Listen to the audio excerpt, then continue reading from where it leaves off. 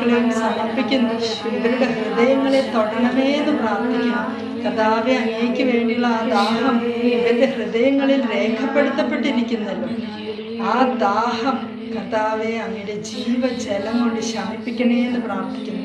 ഇവരുടെ ജീവിതത്തിലെ ദാഹിച്ച് വരേണ്ട, ഉണങ്ങി വരേണ്ട അവസ്ഥകൾ സമർപ്പിക്കുന്നു. ആ എല്ലാ ഉണങ്ങി വരേണ്ട അവസ്ഥകളിലേക്കും ദൈവത്തിൻ്റെ പരിശുദ്ധാത്മാവിൻ്റെ ജീവജലം ഒഴുകട്ടെ എന്ന് ഞങ്ങൾ പ്രാർത്ഥിക്കുന്നു. സകല മഹത്വവും ത്രിയേക ദൈവത്തിന് കൊടുക്കുന്നു. Glory be to the Father and to the Son and to the Holy Ruach, as it was in the beginning, is now, and ever shall be, world without end. Amen.